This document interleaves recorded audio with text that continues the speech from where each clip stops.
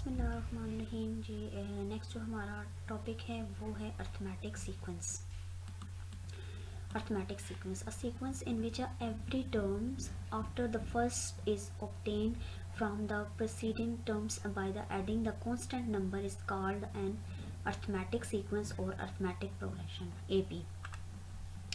Sequence वो sequence जिसमें आप अगली टर्म को फाइंड करने के लिए पिछली टर्म में यानी कि प्रीवियस टर्म में अगर आप कोई कांस्टेंट नंबर ऐड करें तो आपको अगली टर्म्स फाइंड हो जाए। इसी तरह आप अप टू सोन ऐसे करते रहें, यानी कि हर एक पिछली टर्म में अगर आप एक कांस्टेंट नंबर को ऐड करते रहें तो आपके पास नेक्स्ट अगर टर्म आती जाए तो इस तरह के सीक्वेंस को हम कहते हैं अर्थमेटिक सीक्वेंस या एपी अर्थमेटिक प्रोग्रेशन। जैसे ये एक एग्जांपल है हमारे पास 5, 9, 13, 17। अब इसमें फर्स्ट जो टर्म है वो हमारे पास 5 और देखिए 5 में अगर हम 4 एक कांस्टेंट नंबर ऐड करें तो हमें नेक्स्ट टर्म मिल जाती है 9।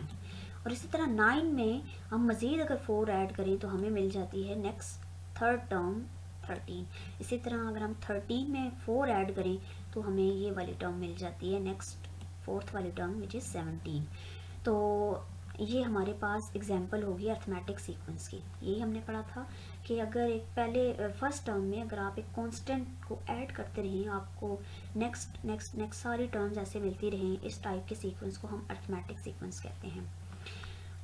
ठीक है। और ये जो कांस्टेंट नंबर है जो ये हमारे इस एग्जांपल में 4 था, इस कांस्टेंट नंबर को हम कहते हैं कॉमन डिफरेंस और अमूमन ऑर्थर जो है वो इसके लिए डी ये लेटर जो है वो यूज़ करते हैं common difference of arithmetic sequence के। तो नेक्स्ट ये एक और एग्जांपल देख लें। ये हमारे पास है 0, -10, -15 एंड इसमें देखें तो ये हमारे पास 0 जो है वो फर्स्ट टर्म है। अगर आप इसमें -5 करें तो हमारे पास नेक्स्ट टर्म आ जाती है -5 और इसी तरह आप -5 में मज़ीद जब -5 करें तो ये हमारे पास आ जाएगा ये -10 और -10 में मज़ीद जब हम -5 करते हैं तो -15 आ जाता है। तो इसका कॉमन डिफरेंस फिर क्या हो जाएगा -5। नेक्स्ट हमारे पास जो एग्जांपल है ये है x + 5 x + a x + 3a x + 5a। तो ये भी हमारे पास अर्थमेटिक सीक्वेंस है कि ये फर्स्ट जो टर्म इसकी देखें तो ये हमारे पास है x + a। इसमें हम अगर 2a ऐड करें तो ये बन जाएगा x + 2a, ये हमारे पास नेक्स्ट टर्म है। ठीक है। इसी तरह हम x + 3a में 2a को फिर ऐड करें तो ये हमारे पास इससे नेक्स्ट टर्म आ जाती है x + 5a। अच्छा जी, इस टाइप के सीक्वेंस को हम कहते हैं अर्थमेटिक सीक्वेंस जिसमें हम एक कांस्टेंट कॉमन डिफरेंस को ऐड करके हम नेक्स्ट टर्म जो है वो निकाल सकते हैं। अच्छा, general terms of an arithmetic sequence अगर हमने जो जनरल टर्म्स निकालनी है, let a be the first number.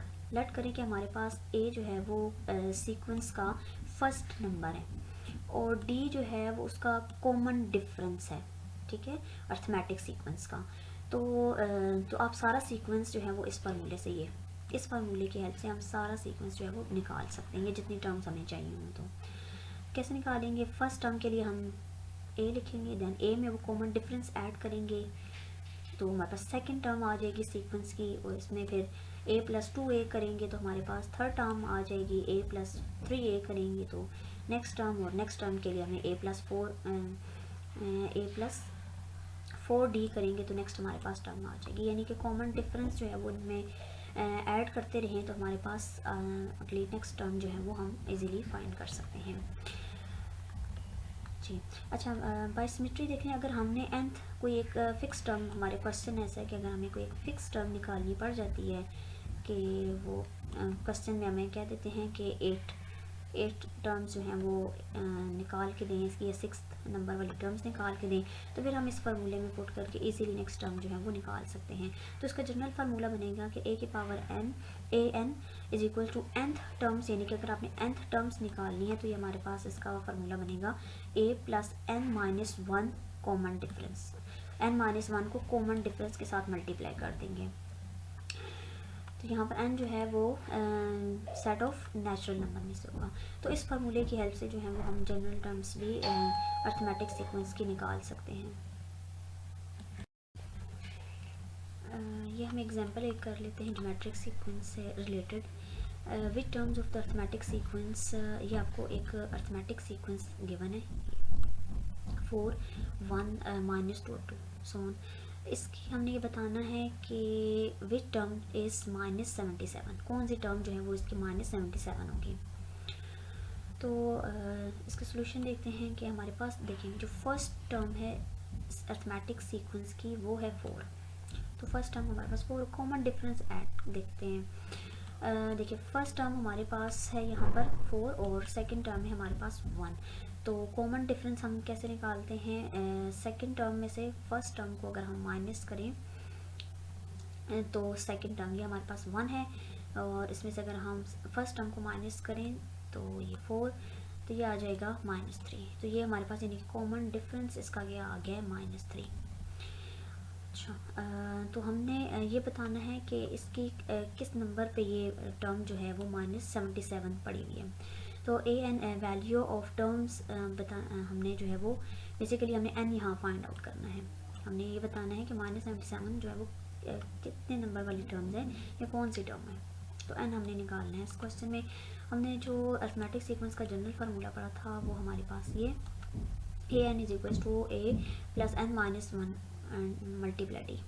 तो अर्थ जो सीक्वेंस की टर्म वो तो हमें गिवन है विच इज़ -77, तो ये आ जाएगा -77। फर्स्ट टर्म हमारे पास 4 है, इसमें हम n-1 और कॉमन डिफरेंस जो है वो हमारे पास -3 है। इस 4 को जब हम इक्वल का दूसरी साइड लेकर आएंगे तो ये -4 बन जाएगा। तो ये हमारे पास बनता है -77 -4 विच इज़ -81, और 3 दूसरी तरफ जाके हो जाएगा डिवाइड, तो ये बन जाएगा -81 by -3 is equal to n-1। ये इसको हम जब डिवाइड करेंगे तो ये हमारे पास बन गया 27 इज इक्वल टू n-1। इसको दूसरी तरफ जब हम शिफ्ट करेंगे तो +1, ये बन जाएगा n का आंसर 28। तो hence -77 is the 28th terms of the sequence. ये हमारे पास जो सीक्वेंस है इसकी 28th जो टर्म्स होगी वो है हमारे पास -77। इसकी नेक्स्ट एग्जांपल देखते हैं। अच्छा, नेक्स्ट हमारे पास एग्जांपल है find the 38 terms of the arithmetic sequence whose third term is 7 and the 8th term is 17। जी, हमने इस अर्थमेटिक सीक्वेंस की 38 नंबर वाली टर्म फाइंड करनी है।